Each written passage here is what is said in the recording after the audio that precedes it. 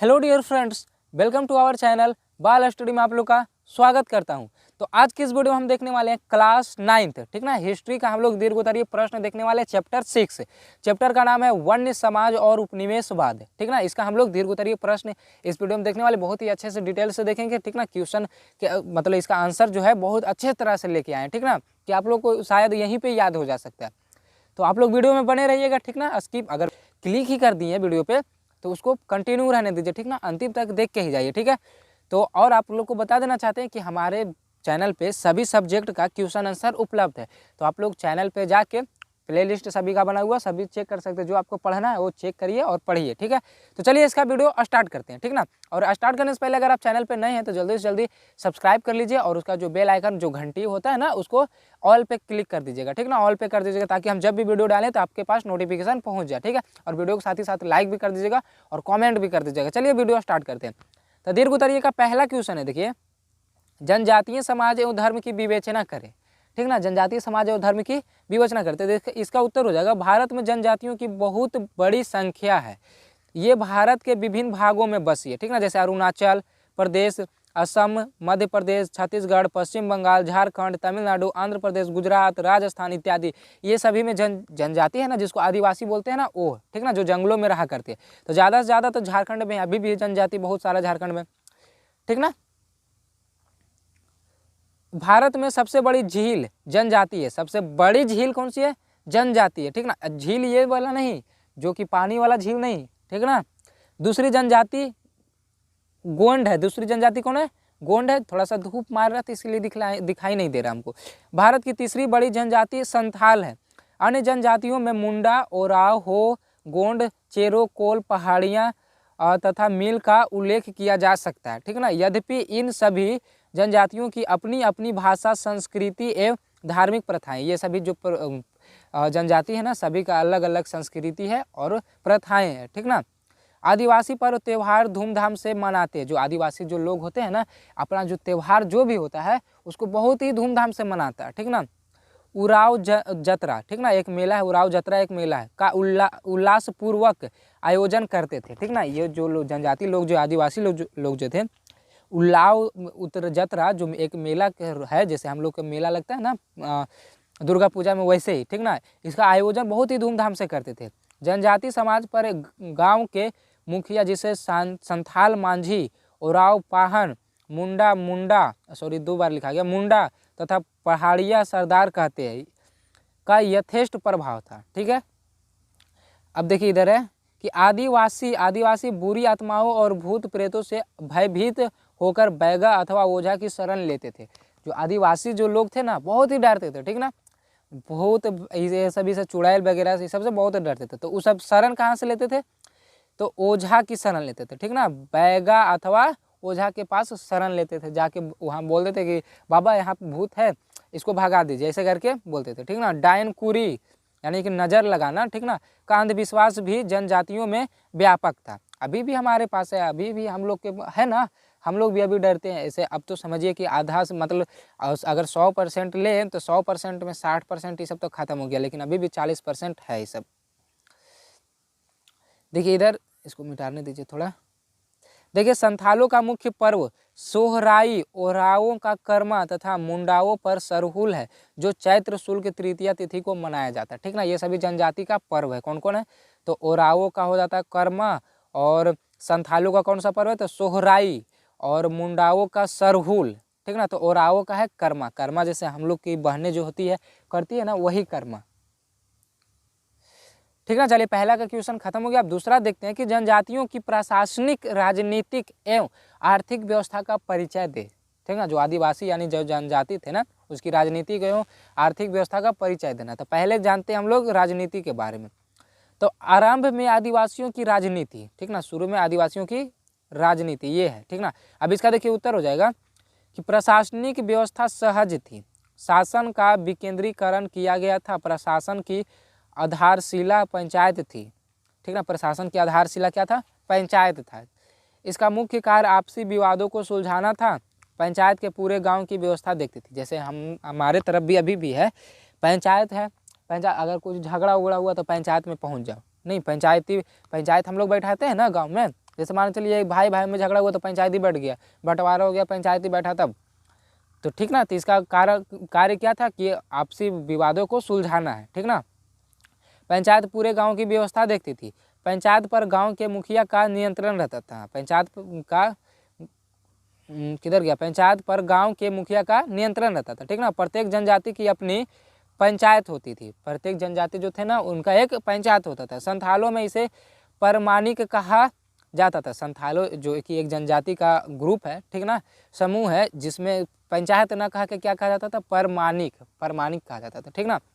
कोल्हन क्षेत्र में 30 से 35 गांवों के संयुक्त प्रधान को मानकी कहा जाता था। 30 से 35 जो गांव को मिला के और एक प्रधान बनता था, ठीक ना, उसको क्या कहा जाता था, मानकी कहा जाता था, ठीक ना। अनेक गांवों को मिलाकर 5 से 30, ठीक ना, परहा नामक प्रशासनिक इकाई का गठन किया जाता था। इसका प्रधान परहा राजा होता था, ठीक है। इस प्रकार जनजातियों की प्रारंभिक प्रशासनिक राजनीतिक संरचना गांव, पंचायत और मुखिया पर टिकी हुई थी। इसका राजनीतिक कहाँ पर टिका हुआ था, तो संरचना गांव, राजनीतिक, ठीक ना, पंचायत और मुखिया पर टिकी हुई थी। बस इतना ही है। पहले ही ना रहता था कि प्रधानमंत्री है, मुख्यमंत्री है, ई मंत्री है, वो मंत्री, ऐसे ना होता था, ठीक ना। अब दूसरा देखिए है कि आर्थिक स्थिति, ठीक ना। तो इसका देखिए हो जाएगा, आदिवासियों की परंपरागत अर्थव्यवस्था आखेट और अस्थायी कृषि पर आश्रित थी। वे जंगलों में शिकार करते थे, कंदमूल, शहद इत्यादि एकत्रित करते थे, ठीक ना। उनकी स्थिति, आर्थिक स्थिति क्या थी, आर्थिक मतलब होता है रुपया पैसा, ठीक ना। रुपया पैसा का वो सबका स्थिति, तो वो सब किस पे आश्रित रहते थे, ठीक ना, कृषि पे वो लोग आश्रित रहते थे। कंदमूल जो शिकार उकार जो करते थे, शहद इत्यादि ये सभी पे क्या करते थे, एकत्रित करते थे, वही सब वो सभी खाते थे, ठीक ना। झूम खेती का प्रचलन था। झूम खेती होता है कि मतलब जैसे आज एक जगह जंगल है, उसको काट उट के सफाया कर दिए, उसमें आज खेती किए, एक बार दो बार खेती किए, फिर उसको छोड़ दिए, फिर दूसरा जगह चले गए, फिर दूसरा जगह सफाया किए, जंगल को काट उठ के, फिर वहाँ पे 2-3 साल किए, फिर दूसरा जगह चले गए, उसको बोलते हैं झूम खेती हम लोग, ठीक ना। बाद में जंगलों को सफाई कर अस्थायी खेती की प्रथा आरंभ हुई। फिर बाद में क्या हुआ कि जंगल को अच्छा से सफा कर दिया, फिर वहीं पे एक जगह मतलब रहने लगे, वहीं पे खेती वगैरह ये सभी करने लगे, ठीक ना। आरंभ में जमीन पर संपूर्ण गांव या समुदाय का स्वामित्व था, परंतु धीरे धीरे भूमि पर निजी अधिकार की अवधारणा उत्पन्न हुई। फिर धीरे धीरे क्या हुआ कि सब लोग समझने लगे कि हाँ भूमि की आवश्यकता है, यानी भूमि बहुत ही जरूरी है।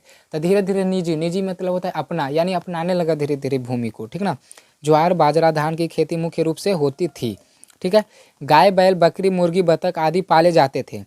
ये सभी क्या पाले जाते थे, ठीक ना। अनेक प्रकार के दस्तकारी अथवा कुटीर उद्योग का भी प्रचलन था, जैसे पत्ता बांस के सामान बनाना, रस्सी बुनना इत्यादि। असुर जनजाति लोहा गलाने का भी काम करती थी। मुद्रा के स्थान पर वस्तु विनिमय एवं कौड़ियों का प्रचलन था। जैसे जब अगर हमको दूसरा वस्तु लेना है, ठीक ना, तो मुद्रा तो पहले प्रचलन नहीं था। जैसे मान के चलिए मेरे पास अगर चावल है और हमको चाहिए गेहूँ, तो पहले पैसा तो नहीं रहता था कि हाँ हम मुद्रा से खरीद सकते हैं, वैसा नहीं। पहले होता था वस्तु विनिमय, यानी अगर हमारे पास चावल है और तुम्हारे पास गेहूँ है तो हम चावल देते हैं, तुम उसके बदले हमको गेहूँ दे दो, ऐसे होता था, ठीक ना। एक चलता था कौड़ी चलता था, ठीक ना। कौड़ी प्रचलन था, कौड़ी एक पैसा के बराबर रहता था, ठीक ना। तो पैसा अगर तुम्हारे पास कौड़ी है तो तुम उसको दे दो और उससे तुम कुछ खरीद सकता है, ठीक है। गैर आदिवासी क्षेत्रों के संपर्क में आने से अर्थव्यवस्था में परिवर्तन आए। बाजार आधारित अर्थव्यवस्था के विकास और शहरीकरण की प्रक्रिया कारण जनजातीय अर्थव्यवस्था में परिवर्तित हो गई, ठीक था। ये इसका आंसर। अब तीसरा देखिए, औपनिवेशिक सरकार ने भारतीय वर्ण समाज के प्रति नई नीति क्यों अपनाई, ठीक ना। तो इसका कारण हो जाएगा, देखिए इसका उत्तर हो जाएगा नई नीति निम्नलिखित कारण थे, ठीक ना। तो ये सभी देखिए आप लोग लिख लीजिएगा, क्योंकि पढ़ेंगे तो ज़्यादा वीडियो लंबा हो जाएगा, ठीक ना। औपनिवेशिक सरकार वनों के अनुत्पादक मानना, ठीक ना। फिर इधर देखिए हो जाएगा ब्रिटिश साम्राज्य के आवश्यकताओं को पूरा करना, ठीक है। फिर तीसरा हो जाएगा ब्रिटिश जहाज रानी के लिए लकड़ी की आवश्यकता, ठीक है। जैसे जहाज रानी जैसे समझ रहे हैं, देखिए जो भारत में वनवानस का एक प्रमुख कारण था कि 19वीं शताब्दी के आरंभ तक इंग्लैंड में बलूत पेड़ जंगल तेजी से कटते जा रहे थे। इस पेड़ की लकड़ी का उपयोग जहाज बनाने में किया जाता था, यानी जहाज बनाने में किया जाता था। ये जो लकड़ी था बलूत नामक पेड़ का जो लकड़ी था बहुत ही मजबूत रहता था, इसे जहाज जो बनाया जाता था ना बहुत अच्छे से तरह बनाया जाता था। इसकी डिमांड बढ़ने लगी, और डिमांड बढ़ने लगी, जो ये पेड़ था बलूत पेड़ कम पड़ गया, तो फिर ठीक ना, जब कम पड़ गया तो फिर इसको ख़त्म किया गया, ठीक ना। जब कम पड़ गया तो अब ये है ही नहीं, तो फिर दूसरा पेड़ जैसे हो गया सागवान का पेड़ फिर यूज करने लगा था, यानी धीरे धीरे का जहाज़ के चक्कर में पूरा पेड़ सफाया होने लगा। फिर चौथा लिख लीजिएगा भारत में रेल का विस्तार। तो देखिए ये रेल भारत में भी औपनिवेशिक शासकों को लकड़ी की आवश्यकता थी। 19वीं शताब्दी के 5वें दशक में भारत में रेल का आरंभ किया गया, ठीक ना। रेल का आरंभ किया गया कब किया गया? तो 5वें दशक में, ठीक ना। रेल इंजन बिछाने के लिए लकड़ी की पटरों की आवश्यकता थी। रेल इंजन बिछाने के लिए अभी तो हम लोग की तरफ लोहा है, ठीक ना, लेकिन पहले क्या चीज़ था? पहले लकड़ी का ही बिछता था, लकड़ी का ही पटरी बनता था, ठीक ना। तो उसके लिए भी चाहिए था, तो उसके लिए भी लकड़ी ये सभी कटने लगा, ठीक ना। तो जंगलों के स्थान पर बागवानी को बढ़ावा देने की नीति, ये सभी आप लोग लिख लीजिएगा, ठीक है। चौथा है कि तिलका मांझी के जीवन एवं क्रियाकलापों पर प्रकाश डाले। तो इसका देखिए तिलका मांझी के बारे में है, ये सभी आप लोग सभी लिख लीजिएगा, ठीक ना। आपको क्वेश्चन आंसर चाहिए हम दे रहे हैं। और ऐसे भी आप लोग वीडियो अगर लंबा रहता तो थोड़ा सा कहते हैं कि लंबा है। कोल विद्रोह के कारण एवं इसके स्वरूप का वर्णन करें। तो कोल विद्रोह क्या था? वर्णन करें, ठीक ना। तो इसको देखिए लिख लीजिएगा, ठीक ना। चलिए आप लोग स्टॉप करके लिख लीजिएगा, ठीक है। छठा देखिए संथाल विद्रोह पर एक टिप्पणी लिखें। तो संथाल विद्रोह क्या है? सॉरी, निबंध लिखे। तो निबंध क्या है देखिए देख लीजिएगा, आप लोग लिख लीजिएगा इसको, ठीक है। अब है बिरसा मुंडा, ठीक ना। बिरसा मुंडा के जीवन एवं उनके कार्यों की समीक्षा करें। तो 7वां क्वेश्चन है देखिए, ठीक ना। तो इसका देखिए हो जाएगा उत्तर कि बिरसा मुंडा का जन्म 15 नवंबर 1875 को तमाड़ के निकट उल्ली हातू गांव में हुआ था, ठीक ना। उनके पिता का नाम सुगना मुंडा था। बिरसा मुंडा के पिता का नाम क्या था? सुगना मुंडा। सुगना यानी कि सूगा, जो पक्षी रहता है ना, तोता, वो।